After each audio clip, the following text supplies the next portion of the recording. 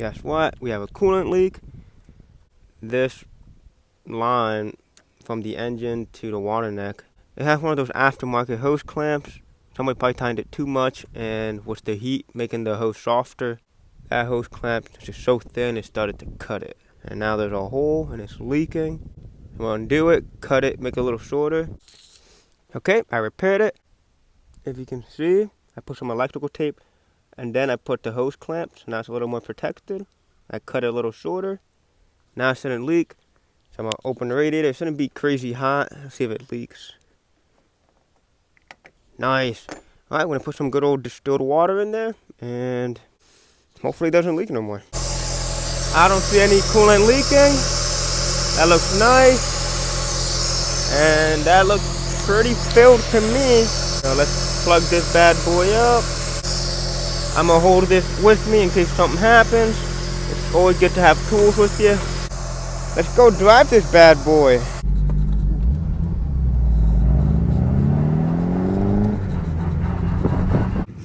Hello. Hello, boys and girls. So, we have no gas, which is good because right now the car has 87, so the cheapest gas in it because I didn't think I'd do the engine swap so soon. That's what I was using to run my D17. Now that we have a good engine, we're gonna be running premium. So I haven't really beat on it or anything. I haven't hit VTEC yet. I haven't gone past 5 grand. I've only revved it high here and there, but I have not beat on it. So today, we're gonna be hitting VTEC, yo. Well, if everything goes right. So I'm gonna go to the gas station and get some gas because we have none. So let's start driving.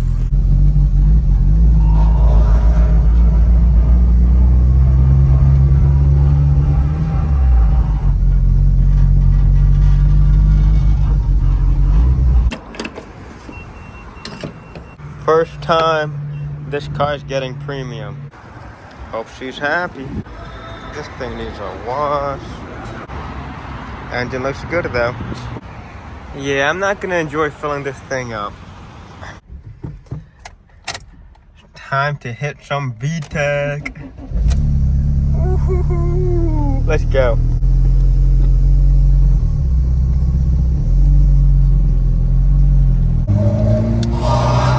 I'm gonna hit VTEC maybe.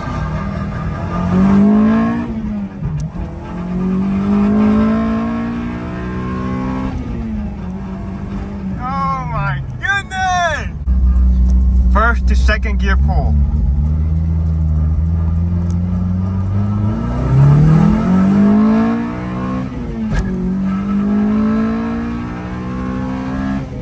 Oh shit. I'm just gonna do a little first gear pull.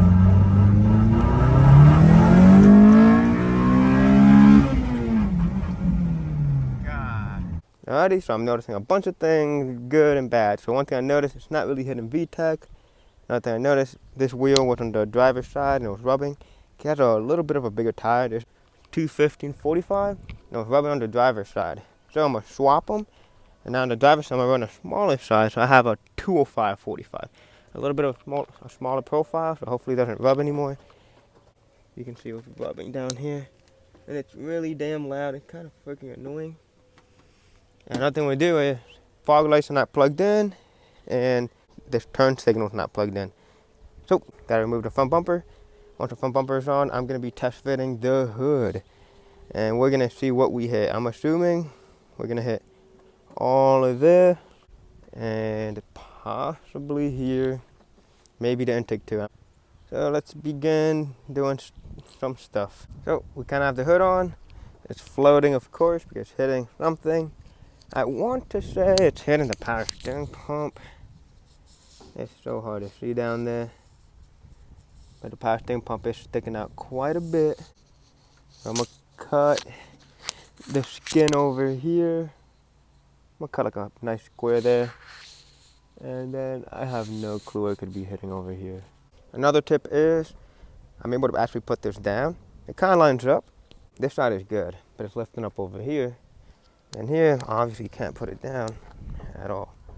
So that just indicates it should hopefully be only the power steering pump that you need to cut. Now, oh, by the way, it's not even bolted on. I just flop the hood on here. I'm gonna put my hand where the power steering pump is hitting, and then I'm gonna cut it out. This is how it should look. Been using my angle grinder under the hood. I made this weird square already, and what I've done is I made a large split.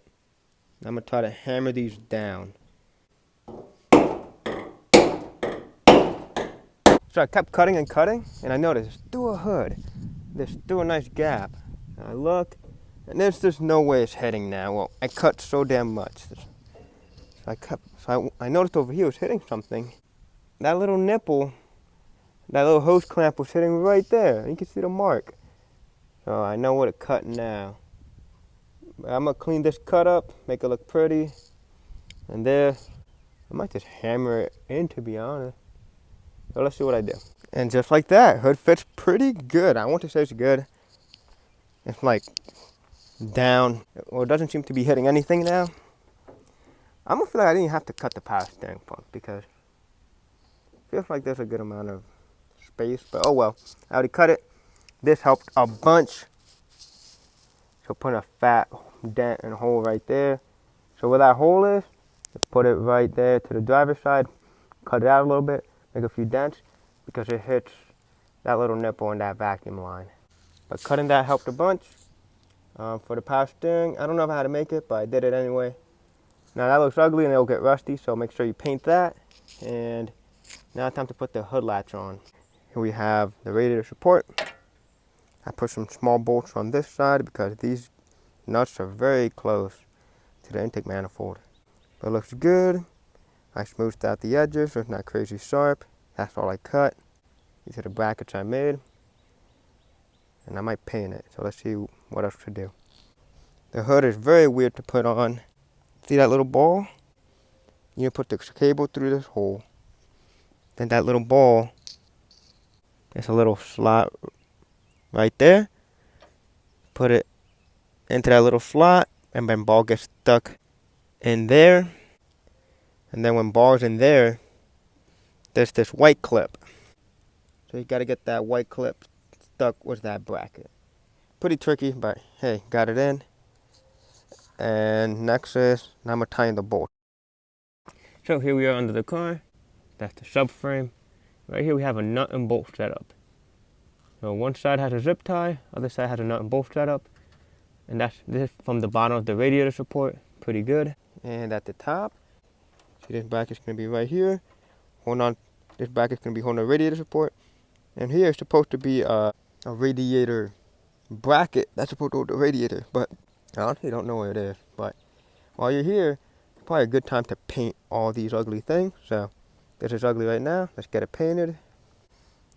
Just like that, radiator support is on, and it is super tight, very sturdy. This little bracket does a lot, but nut and bolt set up here. There's just the stock bolt spot for the radiator bracket, which I don't know where it went. Same thing here. I put one zip tie on the driver's side, and the other one has a nut and bolt setup. And pretty good. Here, if I screw it up though, I'm gonna paint a little bit of black here and wrap this so it doesn't get rusty. But I did cut the hurdle cable a little bit. But this thing is so tight. I'm very, very happy about that. Only sad part is it's hitting right here. I'm pretty bummed about that. But very glad with how this is coming out. I'm gonna paint this black right now. It's dark out, man, but painted it black. Looks freaking fire. Also, another thing I did, I put the old radiator cap on from the D17 because I really liked it. I like the little black cover. It just goes well. I didn't really like the silver one. Started raining last night. Hello. So, starting today, we're gonna hook up the O2 sensor. So here we have constant power. I think I know exactly where I'm putting it. So I have this longer wire I found. I couldn't find a constant power in any of these. So the easiest one I found is in the fuse box. What I'm gonna do right now is feed this wire. I'm gonna feed it through the firewall. So I'm gonna put it through the hole and meet it at the other side. Back there, you see that little wire snake through. Little wire comes through. Here's a little wire right here. I can either put it on 3 spots, so where the alternator goes, where the starter connects to, or where the EPS, I like the power steering fuse used to be. Only if you have an EP3, this will have a fuse on it. But since we don't have it like the power steering, there's no fuse here. But this have 12 volts. Will any of these 3 work? I'm not sure which one I'm doing. I want to put it down there, but kind of a long way. So I might just connect it to one of these. So you got to splice this, put it on there, and now you have 12 volt constant. Okay, so this is going to be a 12 volt power. So this guy's, it'll connect to this one, constant 12 volt, which is black and white. So we'll solder that one in a little bit. When these are together, it'll have a lot of playroom. It'll have a lot of jiggle room, so we don't have to worry about it getting caught or being too short. Now next is the black and yellow one. Now the black and yellow is 12 volt ignition. So for this one, you want one of these little guys. So all you have to do is connect the plug to ground, then turn your key on, and find one of these wires that'll light it up. I checked this earlier. One of these up here have 12 volt ignition. It's hard to film and do this, but down here, see those 3 prongs? Well, if you touch that,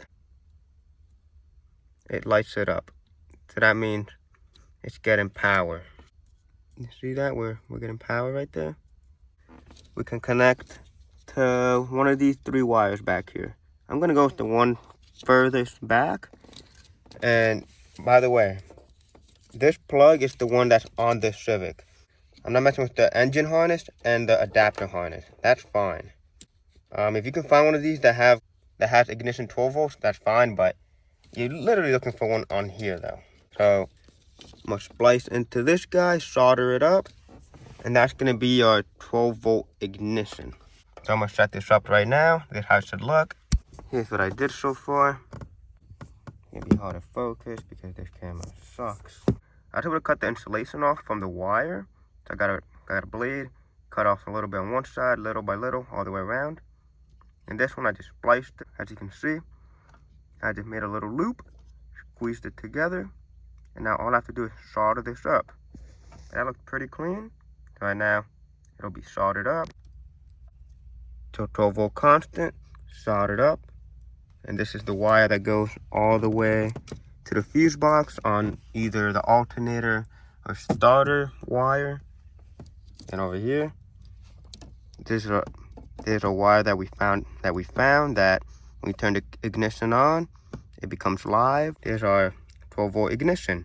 There are 2 wires that you really just have to solder in.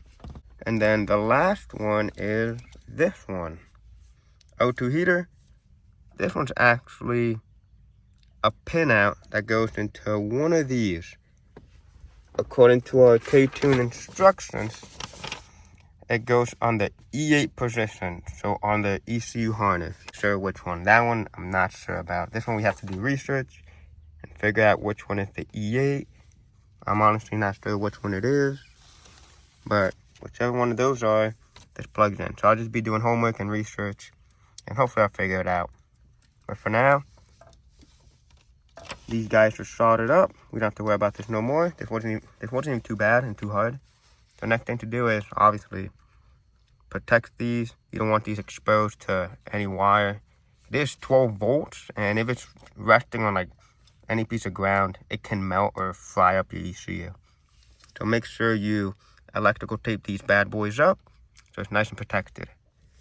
So here's how they look, and when they are done. As you can see, my electrical tape job, pretty terrible. It ain't the best, but it'll work. That's safe. Very ugly, but that's safe. Now, the only thing I have to do is figure out where this pinout goes. So it didn't go on the adapter harness. Now for the 12 volt ignition, I think I'll be going with this guy because it looks a little easier and simple. I'm gonna loosen it a little bit. And now I'm gonna try to shove the wire in a little gap down here. Actually, what I did was, I can put it up here, but instead, I just put it under this big ass terminal. I put it under there, and now it's just being clamped. Now to check if it's getting 12 volts, I'm gonna go check on the wiring inside. Yeah, something important, make sure you undo that battery, but wiring is done, so connect that. Grab your little tool, put a ground there. There's the 12 volt constant right here. I like triple checked, it was all right. 12 volt constant. So you follow it to your relay. It goes to here. Now we connect that. Got power. And the key is not hooked up. And now what we can check is a 12 volt ignition. So right now, key is out. If we check it, doesn't light up, which is good. We want that. Now we turn the key over. And now it lights up. So we're getting 12 volt ignition on the one wire that says so. And it's the black and yellow one. Now we undo it. When we turn the key off, we get nothing. So, wiring is done. It's done properly. We checked it. All good. I was just using this random bare metal right here. And then, like I said, like 1,000 times. We'll figure this one out later because I have no idea where it goes. And then, fan switch, we don't worry about that because we already hooked it up manually. Finally I did some research. Here's a little diagram you can go off of. So on that diagram, looking for E8. So this is the E plug. So not this black one, not the center one. The one that goes, that's the one that's by itself. So this guy. E8 would be this orange one. E8 is gonna be this second wire, the orange one. This guy either has to come out or you can cut it and splice it in. Since for me, it's an entire like pin. I'm gonna try to get this orange one out. This is the one you want to take off. So I'll be right back. I'm gonna try to mess with it. I did some research. I kind of figured some things out. So if you don't want to de-pin this, because it's pretty damn annoying, just splice this, cut the orange one, and then solder this white wire to that orange. This orange wire, the second one. That's the E8. Solder the white one to the orange one if you don't want to de-pin. Since mine is already a pin, I'm gonna try to make it work. And what I learned is back here there is a lock, so you gotta grab a nice little pin. They have little slots, one here, one there. Well, grab your pin, put that in there, and pop it off. I did all three.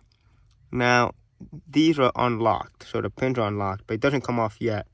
Next is, on the second one, from what I'm seeing is, gotta put this in here. I think I might need a skinnier one. You kind of have to push it in, and then the wire should come off. I'm gonna try to see if I can film it, but this is pretty damn hard. Well, it's pretty damn like annoying to do, but I'm gonna just be messing with this. Once it's unlocked, the wires are basically free. You can see how they move. They move. So I'm just going to be messing with it, but what I'm going to do is shove the pin on top. I'm going to have it in there. I'm going to be shoving it. I'm going to keep trying to mess with it by shoving this in here until I get it off. So that's going to be the goal. Alright, boys and girls, update. So, remember this orange wire? That orange wire, well, remember it got cut off here? And it was stuck in there. Well, here's what I did. I spliced the plug a little bit. I just grabbed a knife. So I used my knife and I did a little split there, a little split there. So this guy, I had it unlock this clip up here. There's a white clip here, not on the metal. Well, I had this in like that, holding it in place. I used my other hand and I got the little pin out. Push hard, and lo and behold, oh my goodness, that is amazing. Wow. Okay, now we can shove this bad boy in place. Alrighty, so I believe this should just slide right into place. Yep, so as I thought, you just push this right into place and she is locked. Now, if I could recommend anything, please just cut the orange wire. Just cut it right here, like long enough and solder it to this white one. So just splice this orange one, like cut it over here, make sure this orange wire connected to the pin still, and solder it. This took me days. Somebody said that I'm gonna have to cut this connector and solder in a new plug with the pins all in it, and I did not feel like soldering all those damn wires. So I had to get creative, and that's what I did. So as you can obviously see, I did a little cut, and then that's how I was able to get to the pin better and actually unlock it better to shove it off. Oh, and make sure you unlock it. You have to unlock these. Now you can, so right now, since it's unlocked, you're kind of able to wiggle it a little bit. I won't be able to do it with one hand, but it kind of goes in and out a little. But when you lock this like that, when it's locked, that keeps it seated into place, and that won't move at all. Even though this is ugly and there's literally like a hole up there, it's okay. I even destroyed that little plastic right here. Yeah, I destroyed that plastic, but guess what? The ECU has a pin that goes inside of this, so it doesn't really matter how it looks and stuff, as long as it can still plug in. Oh, and another thing is, you won't be able to put this connector in the ECU until you lock it back in, because this lock piece prevents it from plugging in. So make sure you plug it in, because I tried to shove it in and I was wondering why it won't go back in. Let's plug it into place, and wiring is done. So the 12 volt constant, black and white, I have that one connected to either the alternator or the starter on the fuse box, so it's always getting 12 volts. This one, 12 volt ignition, I have it spliced into this black wire right here, and I just put it into place in there, and I soldered it in. And then the last one, it goes into, so if you have your ECU, not on the dark one, not in the center one, but the one furthest away, so there'll be a big gap, and it's all by itself. So to plug that by itself, you gotta put in the E8. So it'll be this orange wire that goes not in the first one, but the second one. Next to it's a black and yellow. This guy's black and yellow, which is the first one. And next to it should be that orange one for, I don't even know what, but you could depin it, but I do not recommend. It sucked. I went through a battle. But cut the orange one, and then splice them together. So those are 3 wires you gotta hook up for the harness adapter. Alrighty, let's plug this home. Hello. So, Civic is doing very good. Got the interior back together. Look how clean that is. Putting that O2 sensor on helped the MPG so much. So this car is way better on gas now. So if your car's not doing good on gas, just dumping it right out your exhaust, then hook up the O2. Something I wanted to mention, when it didn't have the O2 sensor hooked up, it actually felt a little quicker. It was dumping so much fuel into it that I guess it was just very happy, and it felt pretty quick.